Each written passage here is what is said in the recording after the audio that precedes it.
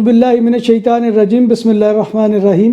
السلام علیکم ناظرین، میں ہوں آپ کا میزبان Mirza Nadeem Baig, programme views on news with Mirza Nadeem Baig میں۔ ناظرین محترم، آج 20 دسمبر ہے اور اتوار کا روز ہے۔ اتوار کے روز کے خبرنامے کے ساتھ آپ کی خدمت میں حاضر ہوں۔ جیسا کہ آپ جانتے ہیں کہ ہمارے خبرنامے میں اسپین، یورپ اور دیگر ممالک کی دن بھر کی اہم خبریں شامل ہوتی ہیں۔ آج کی سب سے پہلی خبر کا تعلق کرونا سے ہے کہ کرونا وائرس کی نئی قسم کے سامنے آنے کے بعد ہالینڈ، بیلجیم اور اٹلی کے بعد امکان ہے کہ اسپین بھی برطانیہ آنے جانے پر پابندی عائد کر دے۔ اسپین کی حکومت نے مطالبہ کیا ہے کہ برطانیہ کے ساتھ سفری پابندیوں کا معاملہ یورپی یونین مشترکہ طور پر طے کرے۔ 31 دسمبر برطانیہ کے یورپی یونین سے نکلنے کی آخری تاریخ ہے اور کرونا وائرس کی نئی قسم کے سامنے آنے کے بعد برطانیہ جانے کے خواہش مند پاکستانیوں کے لیے مزید مشکل پیدا ہو گئی۔ برطانیہ اور جنوبی افریقہ میں کرونا وائرس کی ایک نئی قسم دریافت کی گئی ہے۔ اس ملک کے وزیر صحت سلوینی کا کہنا ہے کہ ملک میں کرونا وائرس کی دوسری لہر کے پیچھے کرونا وائرس کی نئی قسم کار فرما ہو سکتی ہے۔ ڈاکٹروں کے مطابق دوسری لہر نے بڑی تعداد میں نوجوانوں کو متاثر کیا ہے۔ متاثرہ نوجوانوں کو سانس لینے میں دشواری کا سامنا کرنا پڑا۔ دوسری جانب برطانیہ میں بھی محققین نے بالکل اسی طرح کی کرونا وائرس کی ایک نئی قسم دریافت کی ہے۔ کرونا وائرس کی نئی قسم سامنے آنے کے بعد برطانوی حکومت نے سخت اقدامات کیے ہیں۔ برطانوی وزیر اعظم بورس جانسن کے مطابق کرونا وائرس کی نئی قسم 70% تک دوسروں تک پھیلنے کی صلاحیت رکھتی ہے۔ لندن اور انگلینڈ کے جنوب مشرقی علاقوں کے رہائشیوں کو کرسمس کے بعد بھی اپنے رشتہ داروں یا کسی دوسرے کے گھر جانے کی اجازت نہیں ہوگی۔ تاہم کھلی فضا میں ایک شخص دوسرے شخص سے مل سکتا ہے اور اس کی اجازت ہوگی۔ متاثرہ علاقوں میں اتوار کی رات سے کسی بڑی مجبوری میں ہی گھر سے باہر نکلنے کی اجازت ہوگی۔ اشیاء خوراک کے علاوہ تمام دکانیں بند رہیں گی۔ برطانیہ میں کرونا وائرس کی ایک نئی قسم کی شناخت کے بعد یورپی ممالک نے برطانیہ آنے اور جانے پر پابندیاں لگانا شروع کر دی ہیں۔ اسلام آباد سے ابو ظبی جانے والے اسپین کے مسافر کے سامان سے گولیوں کے 10 خالی خول برآمد کر لیے گئے۔ ASF ذرائع کے مطابق اسپین کا شہری فرنانڈو کلاویا غیر ملکی ایئر لائن سے اسلام آباد سے ابو ظبی جا رہا تھا۔ ذرائع کا کہنا ہے کہ سامان کی اسکیننگ کے دوران مسافر کے سامان سے گولیوں کے 10 خالی خول ملے۔ ASF کا مزید کہنا ہے کہ تحریری معذرت نامہ دینے کے بعد مسافر کو سفر کرنے کی اجازت دی گئی۔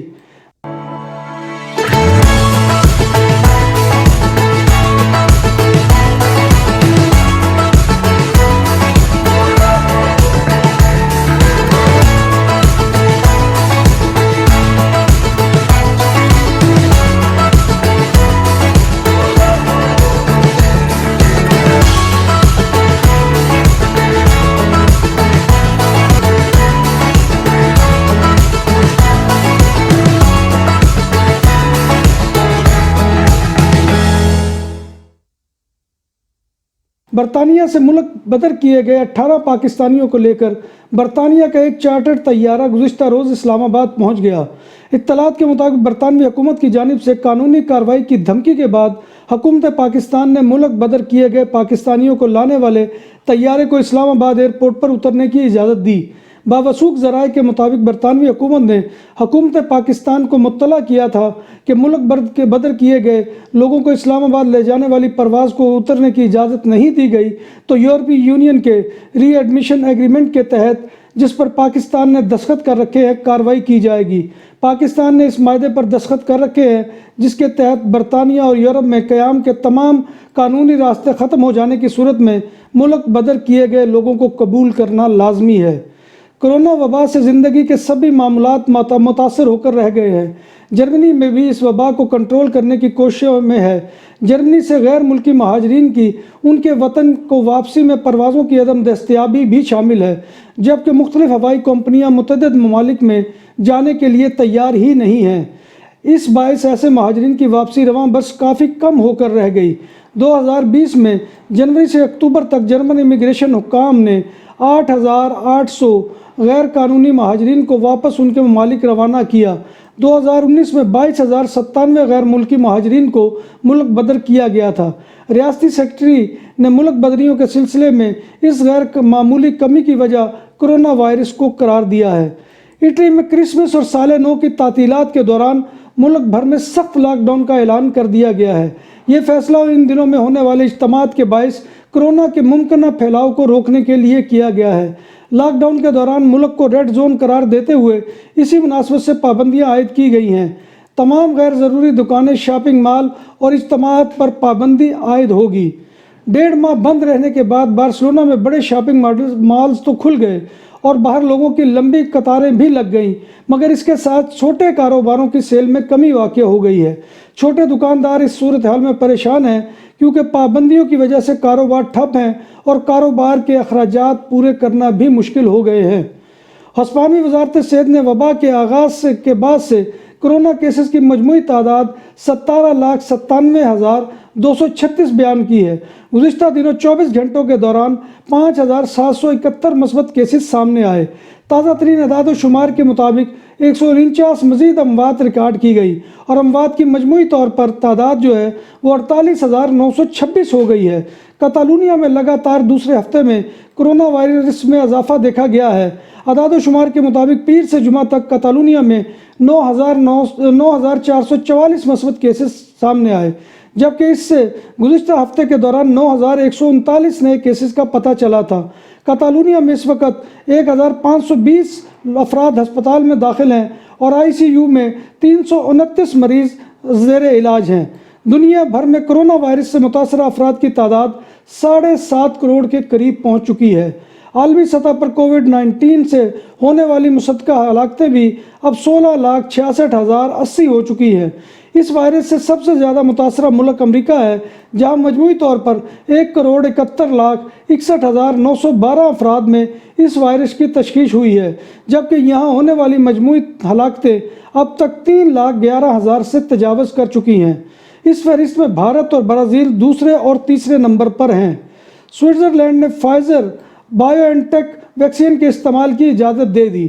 ادویات کے حوالے سے سوئس منتظم ادارے سوئس میڈک نے کووڈ-19 سے تحفظ کے لیے فائزر اور بائیو این ٹیک کی ویکسین کی استعمال کی اجازت دے دی ہے۔ اس سے قبل برطانیہ اور امریکہ میں اس ویکسین کے استعمال کی اجازت دی جا چکی ہے۔